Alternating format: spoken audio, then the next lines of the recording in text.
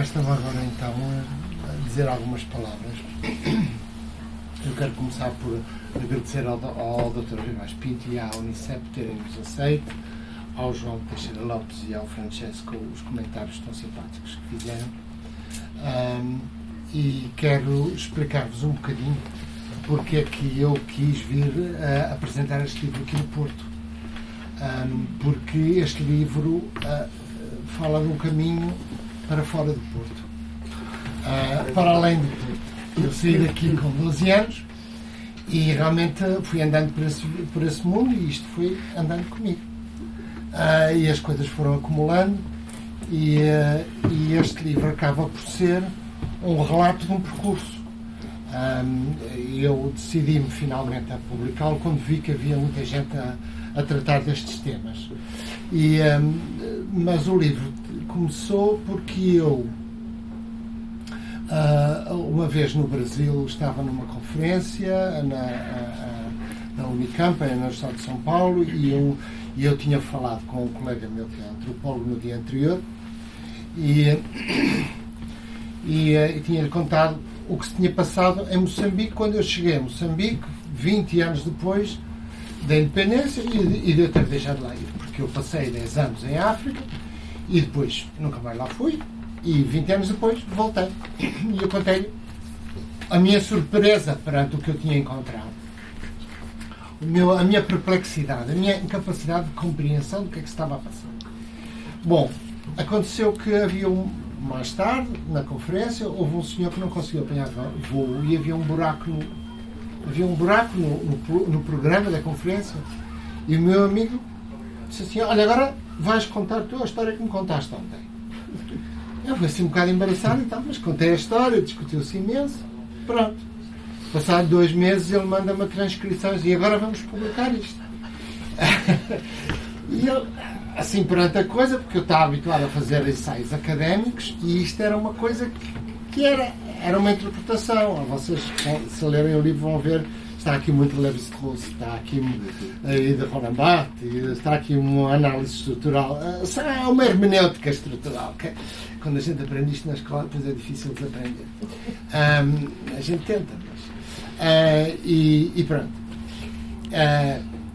E a partir daí começaram a surgir estas histórias.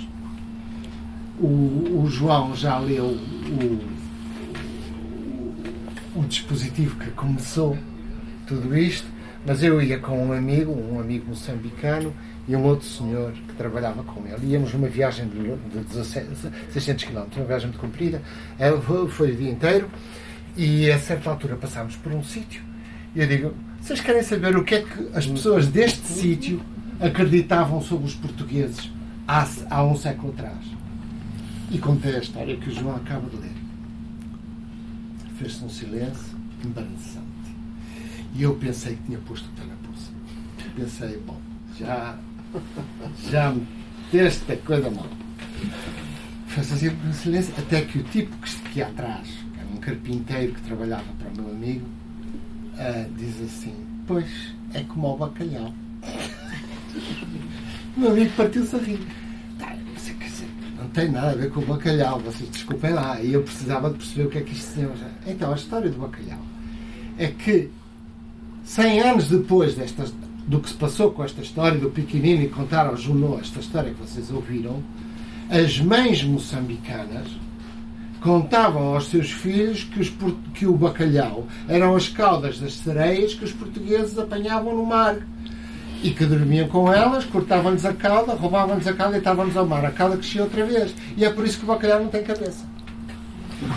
Isto é o que as mães moçambicanas contam, ou contavam há 50 anos atrás, aos seus filhos. 150 anos atrás, depois do que se passou com o Junô. Portanto, havia aqui uma continuidade.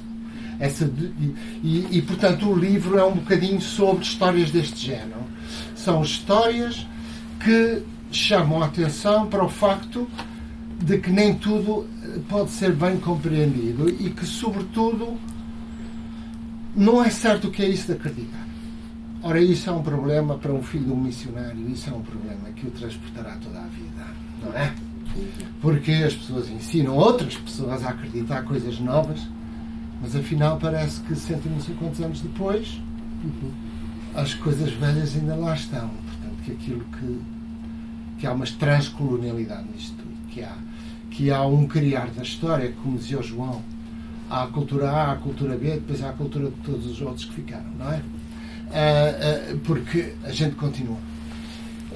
E o livro, portanto, relata um bocadinho isso. Aliás, ele começa com uma fotografia do meu pai chegado a Moçambique, pouco depois de 67, em que o meu irmão está presente nessa fotografia, e em que realmente foi isso, a descoberta desse Moçambique quase paradisíaco que nós descobríamos como adolescentes, não é? E que depois a história nos ensina a complexificar.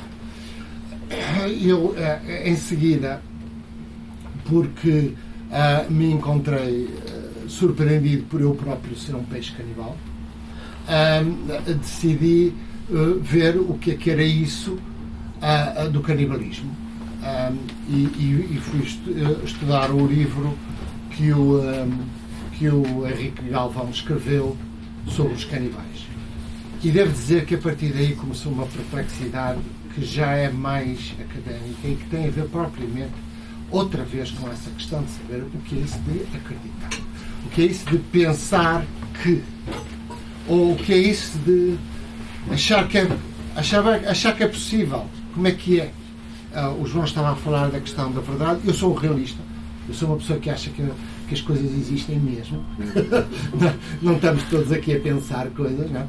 Existe mesmo, mas elas existem narradas por nós. E é esse aspecto dessa possibilidade da verdade que a verdade última não existe, porque não há ninguém que tenha a verdade toda, portanto isso não existe, mas existem mentiras e, portanto, e nós estamos dispostos a ver isso. Ora, quando uma pessoa que fez um percurso como o Henrique Galvão contra o colonialismo português, que foi talvez um dos maiores exponentes do anticolonialismo português, quer dizer, bom, o Amílcar Cabral era mais, mas enfim, não falamos disso por aí. Mas que era realmente uma pessoa que se opunha, quando ele escreve um livro em que ele realmente diz que os africanos que não conseguem controlar-se, eles gostam mesmo de carne humana. O que é que isto significa? Eu às vezes tento explicar e digo assim, olhem, todos sabemos que da Espanha até vêm bons ventos às vezes, e que as mulheres espanholas são tão boas ou melhores como as mulheres portuguesas, e no entanto todos sabemos o que é que significa que de Espanha nem bons ventos nem bons casamentos. Portanto, a gente sabe o que é que significa, porque não acreditamos. O que é isso de acreditar? Onde é que está a fronteira? E esse jogo do acreditar e das histórias contadas segue o livro até ao fim, porque eu fui, a partir desse evento que vos relatei em Campinas, fui desenvolvendo um método de escrever que só no fim, só chegado ao fim é que eu percebi que realmente é um método de escrever, acontecem coisas que eu depois vou contar. Esse tal Jardim da Dona Berta foi uma descoberta fascinante, que é que não há uma Dona Berta, há três. Há três Donas Bertas, mas o jardim é um. E portanto, há aqui um intrincado de Donas Bertas, todas elas mais ou menos com qualquer coisa comum. E isso é que é o fascinante. É que elas todas eram moçambicanas. E elas todas eram transcoloniais. E então há ali um percurso de ambiguidade de passagem que acaba por caracterizar um dos jardins menos maltratados, para pôr a coisa direito, de Maputo.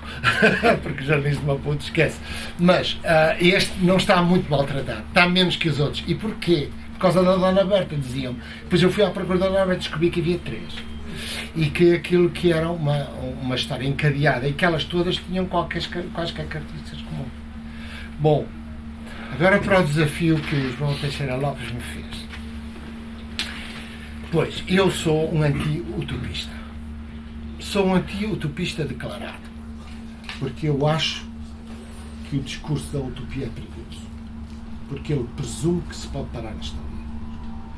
E quando nós queremos parar a história vem-nos por portas travessas. A gente julga que vai fechar a porta principal e depois ela chega a partir do lado. E, portanto, não há possibilidade de interromper a história. Há a possibilidade de trabalhar com ela, e aqui é onde vem o ecumenismo. E eu acho isto piada porque a palavra foi inventada. Foi inventada no século XVI, nós sabemos esta história. E pelo Sir ou Saint Thomas More, dependendo se a gente é anglicano ou católico. Depende da coisa, ele ou é Saint ou é Sir. Esse senhor inventou a palavra utopia e deixou em aberto o seu significado. Porque tanto pode ser utopia como utopia ou utopia. O que significa que ou é o lugar bom ou não é lugar nenhum. E, portanto, a ambiguidade da frase entre o lugar bom e o lugar nenhum era o que ele queria. Tanto mais que quando chegou ao fim da sua vida, com a cabeça cortada pelo rei que era seu amigo, porque o rei era amigo dele e foi com custo que o Henrique VIII lhe cortou a cabeça, e ele cortou-lhe a cabeça porque ele se recusou à utopia protestante, porque ele se recusou a quebrar com a história, porque ele disse: não, senhor, a igreja, a fé é uma coisa contínua, eu não posso cortá-la, não posso interromper agora e reinventar de novo. E, portanto, o próprio inventor da palavra utopia é uma pessoa que se confronta com a impossibilidade dela mesmo. E é por isso que eu me apresento como um anti-utópico neste livro. Porque em Moçambique sofre-se hoje ainda muito de gestos de utopia, que eram gestos de muito boa intenção por quem os tomou, mas que eram gestos autoritários que foram profundamente perversos. E, portanto, é como o Salazar tinha a melhor das intenções para o seu povo, como eu dizia, não é? O Salazar tinha a melhor das intenções para o seu povo. Não eram as intenções que o povo queria. Pronto, mas eram as melhores das intenções. E o mesmo se passou um bocadinho em Moçambique, e esse processo é um processo que os próprios moçambicanos estão a descobrir e que não nos é estranho a nós portugueses. E é aí que eu gostava de que acabaram estes comentários dizendo, fazendo a ligação à torna-viagem, como dizia o João. E eu creio que a expansão portuguesa não começou quando a gente chegou ao Brasil. Começou quando a carta do Pedro Vaz Caminha chegou ao rei. Aí é que começou. É com a torna-viagem que começa esse processo histórico de continuidade. E eu quis que este livro fosse um bocadinho uma torna-viagem, porque eu estou convencido que eu estou convencido por experiência própria. Vocês sabem que eu vivi em Moçambique, vivi depois na África do Sul, entre portugueses. Quando eu vivia em Joanesburgo, viviam lá 700 mil portugueses, portanto não havia falta de portugueses em Joanesburgo, na altura. E depois fui para a Inglaterra, e depois fiz trabalho de campo sobre Macau, e depois fiz trabalho de campo sobre o Brasil. E em todos estes contextos, inclusive a Timor e a Índia, eu fui encontrando esta coisa um bocadinho aparentemente perversa, de pessoas que se sentiam mal por eu estar presente, mas que me compreendiam muito bem e que estavam confortáveis na minha presença. Em Moçambique é assim, a gente chega lá, fala-lhes com esta pronúncia que vocês estão a ouvir e eles acham péssimo.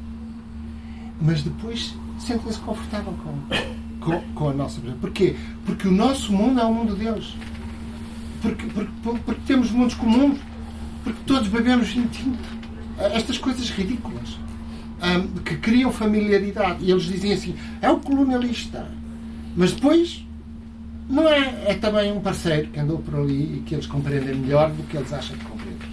E portanto, essa espécie de continuidade ela pode bem ter saído do Porto em 1967, mas enquanto eu estiver vivo, ela vai se empurrando com a barriga toda. E era por isso que eu quis trazer o livro aqui, e mais uma vez acabo dizendo que agradeço imenso à Unicef e ao João e ao Francesco terem aceitado vir discutir isto comigo. Muito obrigado.